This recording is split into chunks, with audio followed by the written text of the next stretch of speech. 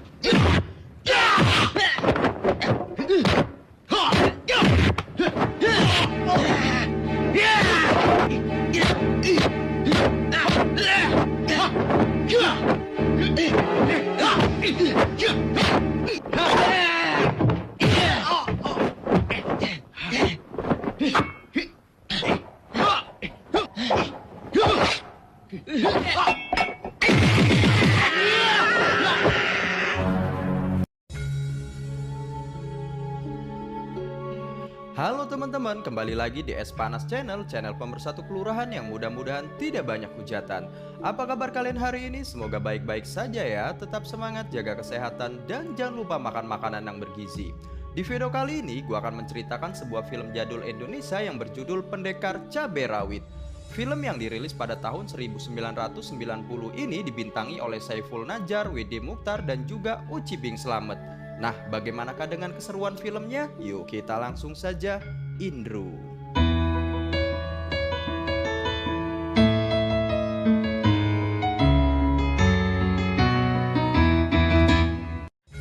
Di awal film kita diperlihatkan dengan tengah diadakannya sebuah pertandingan dalam acara tiban.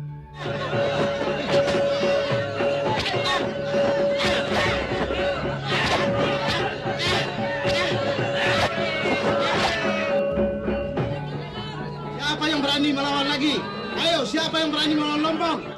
Sementara Lompong yang memenangkan pertandingan tersebut, ia pun kembali mendapat tantangan dari seorang pemuda bertubuh cebol yang bernama Si Agung. Siapa yang berani? Ayo, siapa yang berani melawan Lompong? Kamu?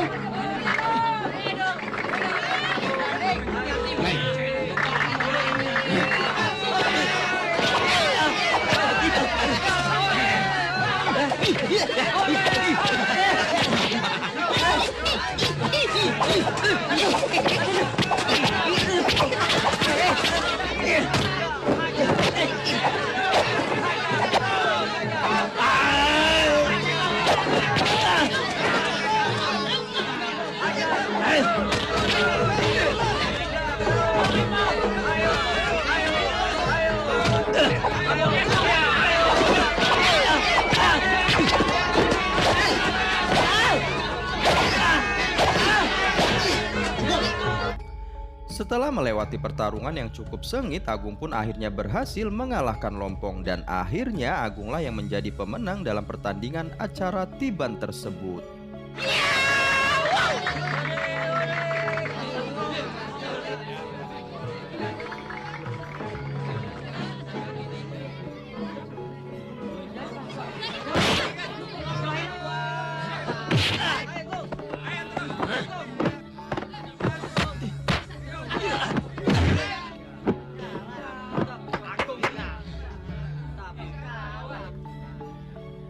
Awas, tunggu pembalasanku.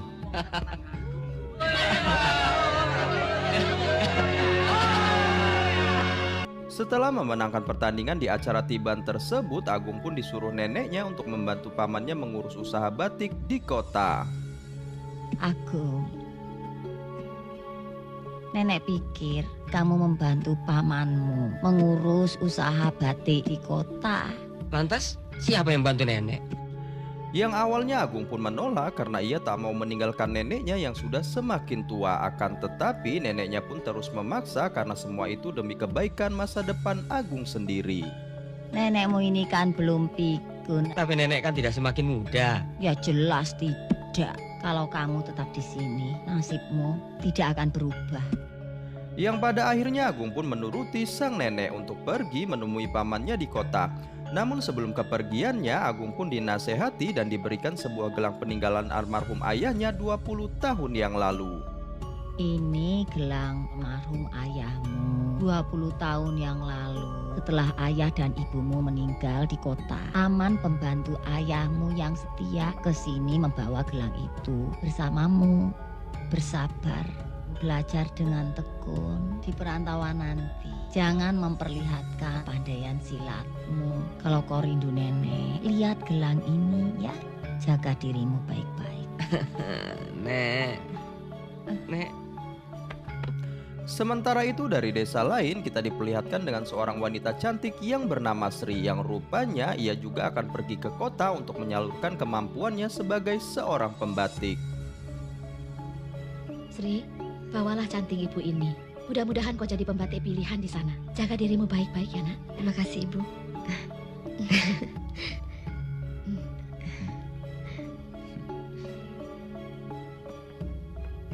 Tung, tip anakku sampai di kota ya. Beres, Pak. Yang rupanya saat di tengah perjalanan, Sri pun melihat Agung yang sedang berjalan dan tiba-tiba terjatuh. Lantas karena merasa kasihan, Sri pun mengajak Agung untuk pergi bersamanya. Berhenti, Kang. Ikut.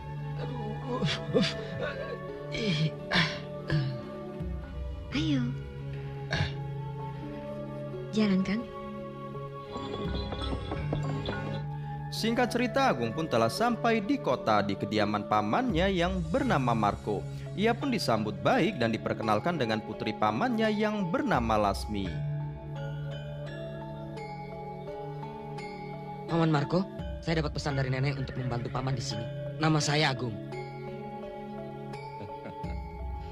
Kamu persis ayahmu. Apa kamu masih suka menangkap kodok? Siapa yang suka nangkap kodok, Ayah? Laksmi anak paman. Ini Agung. Di saat mereka bertiga tengah berbincang-bincang, tak lama kemudian datanglah Jarot yang merupakan kakak dari Lasmi. Yang rupanya Juragan Marco pun sangat senang karena kini anaknya memiliki teman untuk berlatih silat. Ini Jarot, kakaknya Laksmi. Jarot, kenalkan. Kalian bisa belajar main silat bersama-sama. Mendengar kata silat, Agung yang tak mau menyombongkan dirinya, ia pun mengaku bahwa dirinya tak bisa silat. Tapi rupanya Lasmi pun tak percaya dengan perkataan Agung, sehingga ia pun mengujinya, begitu juga dengan Jarot.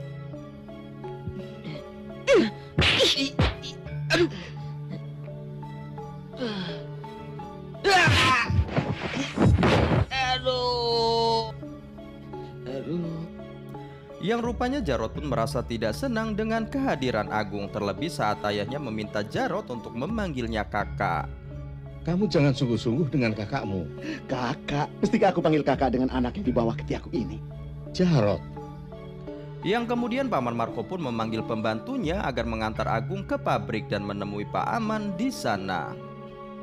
sini. Ya, Ndoro. Antar Agung ke pabrik. Temui Pak Aman. Jaga baik-baik semua keperluan Agung. Jangan sampai ada yang kurang suatu apapun. Sesampainya Agung di pabrik dan menemui Pak Aman di sana, justru Pak Aman malah menyuruh Agung untuk kembali ke desanya dengan alasan bahwa kerja di sana sangat berat dan juga berbahaya. Pekerjaan di sini berat, lagi pula berbahaya. Sebaiknya kau kembali ke kampung membantu nenekmu di sana. Tapi pesan nenek agar saya harus banyak belajar di sini. Paman pasti membantu saya. Namun karena pesan si nenek agar Agung harus banyak belajar di sana, ia pun tak ingin kembali ke desanya. Ia pun bersikeras untuk meminta pekerjaan kepada Pak Aman. Hingga sampai akhirnya ia pun bekerja sebagai pencuci piring di sana. Paman, saya siap cuci piring, Pak. Yang rupanya saat di sana dengan secara tak sengaja Agung pun kembali bertemu dengan Sri.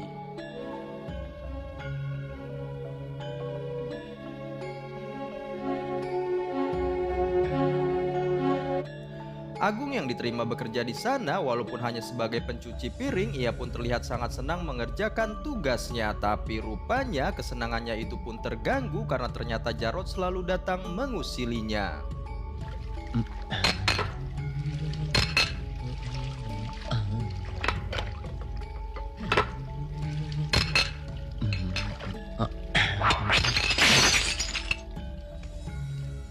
Lasmi yang tak sengaja mengetahui Agung dipekerjakan sebagai pelayan, ia pun memperingatkan Pak Aman agar memberikan Agung pekerjaan yang layak. Lantas ia juga memperingatkan kakaknya agar tidak mengganggu Agung.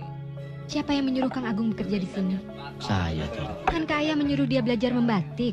Paman, jangan sampai tidak. Baik. Kak Jarot, jangan ganggu Kang Agung. Sementara Jarot, ia pun meminta Pak Aman untuk membawa Sri ke rumahnya dengan alasan ingin memperkerjakan Sri ke tempat pekerjaan yang baru. Biar diajak ke tempat kerja yang baru. Panggil Sri kemari. Tempat kerja baru yang mana, Tin? Kalau mau tahu, tanya saja pada ayah. Tapi rupanya Sri pun dibawa ke tempat hiburan oleh Jarot dan akan dipekerjakan sebagai wanita penghibur. Dan naasnya Jarot pun memaksa Sri untuk melayani nafsu bejatnya. Sementara Sri yang menolaknya, ia pun harus pasrah setelah Jarot memberitahu kalau keluarganya terancam. Tapi rupanya dengan sikap Sri yang diam saja seperti patung membuat Jarot tak bernafsu dan tak jadi memperkaosnya.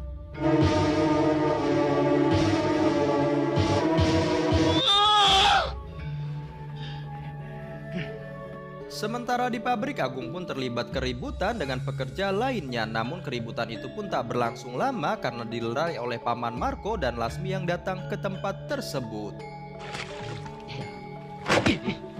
Yang benar kerjanya. Sabar, sabar. Sabar. Jangan, Mas. Saya kan tadi, aduh. Mas.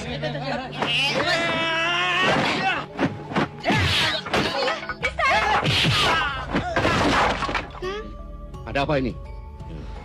Maaf, Paman, saya yang salah. Saya tidak sengaja. Semuanya bubar. Agung, mulai besok kamu ngecap. Kang Agung kan tidak bersalah. Ayah ingin supaya Agung belajar lebih banyak. Pada suatu ketika di rumah Pak Aman, Agung yang sedang membantu membelah kayu, lagi-lagi Pak Aman pun meminta Agung agar ia kembali ke desanya. Sementara Agung yang selalu mendengar Pak Aman menyuruhnya pulang, ia pun jadi bertanya-tanya kenapa Pak Aman selalu berkata begitu. Yang kemudian Agung pun menanyakan suatu tempat yang membuat Pak Aman merasa khawatir karena menurutnya Agung sudah melangkah terlalu jauh. Di Puri sana itu tempat apa? Kenapa Pak Aman sampai terkejut? Langkahmu sudah terlalu jauh. Yang ternyata tanpa mereka berdua sadari, ternyata Jarot pun menguping pembicaraan mereka. Pak Aman, kenapa tidak dijelaskan? Ayo kita pergi. Tunggu. Dan ternyata dengan kehadiran Jarot dan anak buahnya benar-benar membuat Pak Aman khawatir akan keselamatan si Agung. Sementara Jarot yang meminta Agung untuk berlatih silat bersamanya, Agung pun tak melawan karena ia selalu mengingat pesan neneknya agar Agung tidak memperlihatkan kemampuannya. Latihan silat sama saya.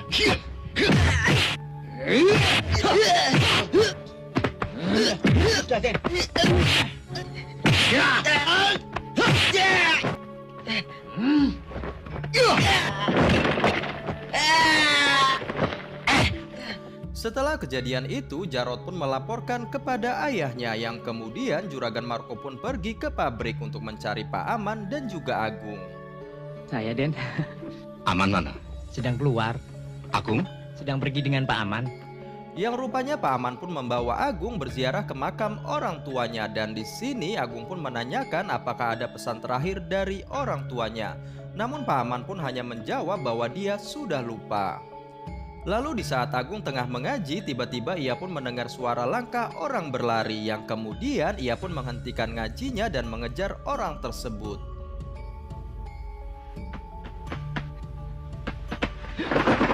Yang rupanya orang-orang yang ia kejar tersebut masuk ke sebuah bangunan. Sementara Agung yang terus mengikuti, akhirnya Agung pun mengetahui bahwa di dalam bangunan tersebut terdapat tempat hiburan. Yang kemudian Agung pun teringat Sri yang telah dibawa oleh Jarot dan ia pun sangat yakin bahwa Sri berada tak jauh dari tempat tersebut. Dan benar saja ia pun akhirnya menemukan Sri yang sedang berada di dalam kamar. Agung yang mengajaknya pergi, namun Sri pun sempat menolaknya karena ia takut akan keselamatan keluarganya yang terancam. Kita pergi. Tidak mungkin saya meninggalkan tempat ini. Keluargamu terancam. Antar kau pulang. Setelah itu secepatnya kau tinggalkan desa. Percayalah. Namun di saat Agung berhasil merayu Sri untuk kembali ke desanya, tiba-tiba para anak buah Jarot pun memergokinya sehingga pertarungan di antara mereka pun terjadi.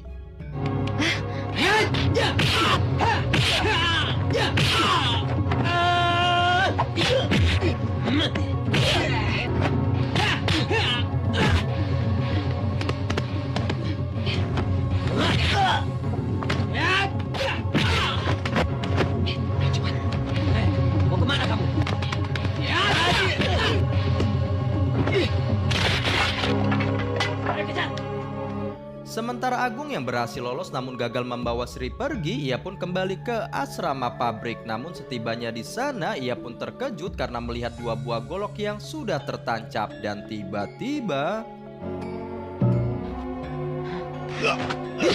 Paman! Yang pada akhirnya Paman pun berterus terang kepada Agung. Ia pun menceritakan tentang almarhum orang tuanya Agung. Jadi dulunya ini ayahnya Agung adalah seorang pengusaha yang sukses. Namun salah satu orang kepercayaannya yaitu Paman Marco mengkhianatinya. Dia pun membunuh ayahnya Agung dengan cara meracuninya. Lantas ia pun menikahi ibunya Agung.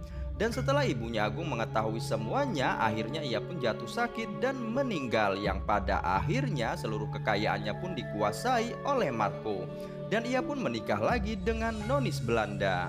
Harta kekayaan almarhum bapakmu menjadi miliknya. Bapakmu meninggal karena diracun. Dan ibumu bersedia menjadi istrinya. Sampai suatu hari ibumu tahu tentang watak dan perbuatannya. Sejak itu ibumu sakit-sakitan dan tidak lama kemudian ibumu meninggal dunia. Dasar bajingan. Belum lagi kering tanah kuburan ibumu, sudah kawin lagi dengan noni Belanda. Di keesokan harinya, Agung yang terus kepikiran dengan yang diceritakan Pak Aman, ia pun melampiaskan emosinya. Sementara Lasmi yang kebetulan ada di situ, ia pun mencoba menenangkannya dan mengajak Agung ke sebuah danau. Kang Agung! Agung. Istirahatlah dulu. Kang Agung terlalu capek. Kalau begitu, mau kan temani aku ke danau? Ayolah. Pergilah. Lanjut cerita, ketika Sri yang akan diperkaos oleh anak buahnya Jarot, Agung pun datang menyelamatkannya. Jadikan buat kita berdua. Kawin sudah. Jangan. Jangan.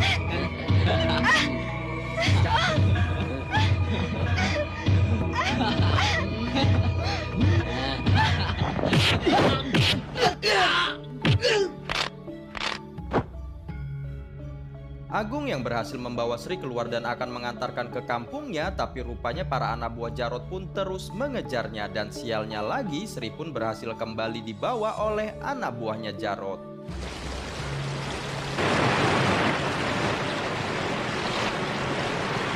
Ayo sini. Ya! Lepaskan!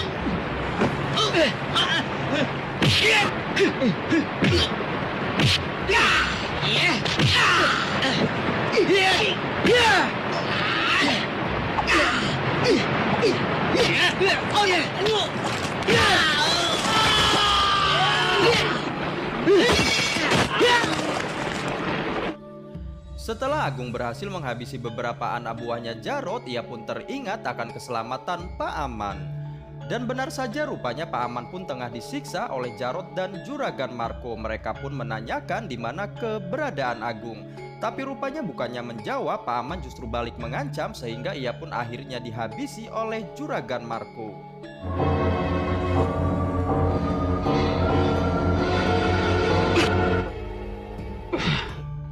Setibanya Agung di TKP, ia pun melihat Pak Aman yang tergantung dan sudah tak bernyawa dengan sebuah golok yang menancap di perutnya. Lantas di saat Agung akan menurunkan mayatnya, tiba-tiba Jarot pun datang menyerangnya sehingga pertarungan di antara mereka pun terjadi.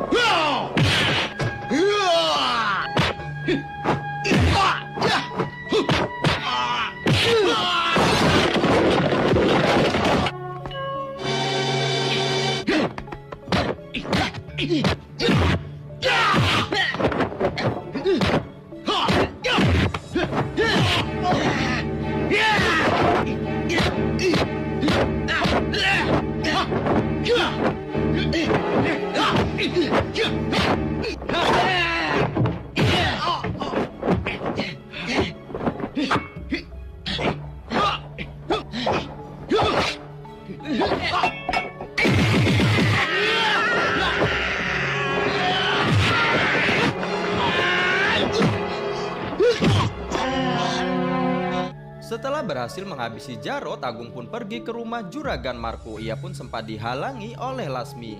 Namun pada akhirnya Lasmi pun memberitahu di mana keberadaan ayahnya itu. Agung yang memaksa masuk ke ruangan rahasia Juragan Marco dan ternyata ruangan itu tembus ke sebuah gua. Ia pun sempat dihadang oleh para anak buah Juragan Marco, sehingga pertarungan pun kembali terjadi lagi.